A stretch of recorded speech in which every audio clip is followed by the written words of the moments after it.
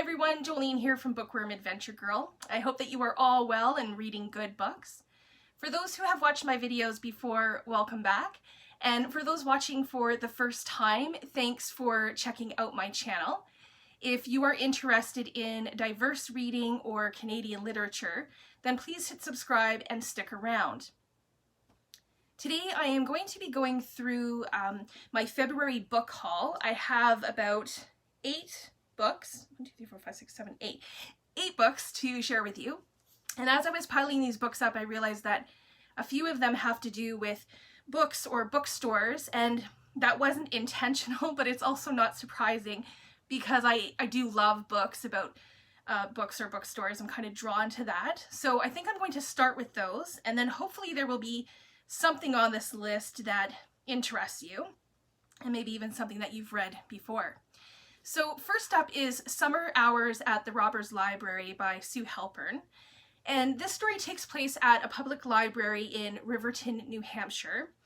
There are so many reasons why people use public libraries to begin with, and this novel seems to explore a few characters that find community at the library. The head librarian is Kit, and she loves the library because it gives her a sense of peace. And then there's 15-year-old Sunny, who gets arrested and is assigned to do community service at the library. And there's Rusty, who is a Wall Street high flyer. And the story is about these 3 characters along with others, but we learn about their lives and what brings them to the library, as well as how they will move forward. So this really appeals to me because I like characters who would be drawn to a library, and it just sounds like it will be a good read to me.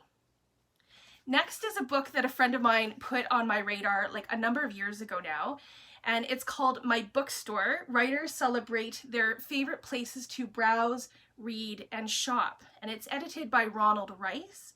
So this obviously has my attention because I love learning about new bookstores, and I enjoy visiting bookstores when I travel to different places.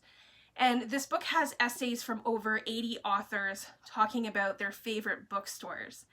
All of the bookstores in this case are in the US, and I looked through the list, and there are a few of them that are on my favorites list as well. So I'm looking forward to maybe adding some more to my list of bookstores to check out when I can visit the US again when the border opens and this COVID thing is all over with. So another book-related book is The Bookworm by Mitch. And this is a historical fiction thriller novel that has 2 timelines. One is in Europe in the 1940s when a Bible is placed in a monastery library in Belgium. The other is in England in 2017 when a skeletal arm bone with a handcuff attached to the wrist is found by a construction worker. And the main character, known as Lara the Bookworm, is a Russian historian who puts these 2 events together.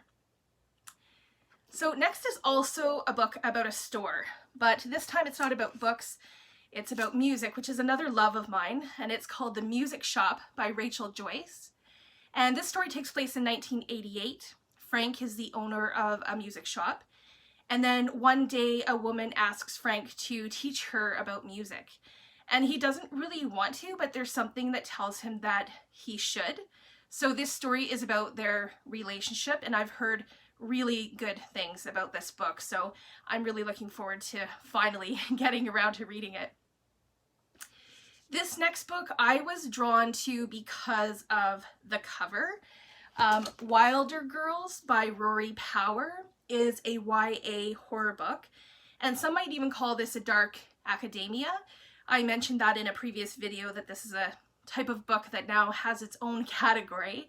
And this book was originally published in 2019, which is interesting because there is a kind of pandemic in it. And I'm actually just going to read the synopsis to you because I'm not sure I can sum this up any better. So it's been 18 months since the Raxter School for Girls was put under quarantine, since the talks hit and pulled Hetty's life out from under her. It started slow. First the teachers died one by one.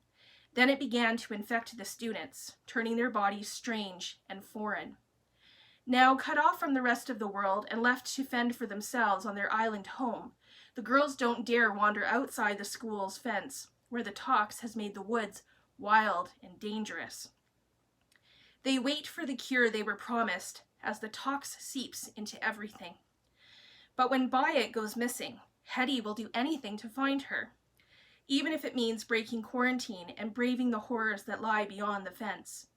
And when she does, Hetty learns that there's more to their story, to their life at Raxter, than she could ever thought true. So this one is very appealing to me.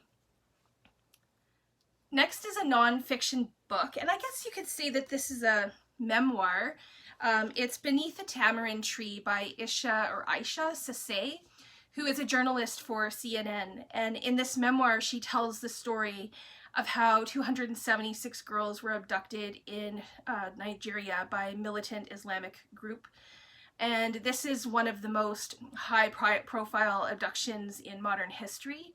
But there are still so many unanswered questions surrounding the girls' experiences in captivity and where many of them are today. So Sesay follows the journeys of three of the girls, Priscilla, Say, and Dorcas, in an uplifting tale of sisterhood and survival. And I think this book is going to be a tough read, but I think it's an important one, and I'm interested in learning more about this as well. And the next book has been called A Coming of Age of Adulthood Story. It's Days of Attraction by Alexandra Chang. And this is about a young American Asian woman. She's not happy in her job and she's looking for a way out. And she's also in an interracial relationship. And when the opportunity comes to follow her boyfriend across the country, she thinks that this might be the chance that she's been looking for to go. So this is a story about how she comes to terms with her identity, how she forges her own way forward, and finds ways to be seen in a society that doesn't really acknowledge her.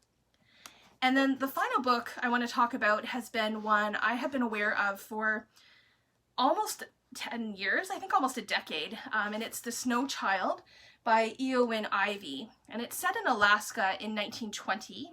Jack and Mabel are new to Alaska, and they're finding it difficult to adjust to farm work and dealing with loneliness and despair. And the couple finds themselves really drifting apart. So when the first snowfall happens, Jack and Mabel build a child out of snow. And the next morning, the snow child is gone, but a young girl is running through the trees. This little girl calls herself Faina. She hunts and survives alone in the Alaskan wilderness. And as Jack and Mabel struggle to understand this child, they come to love her as their own daughter.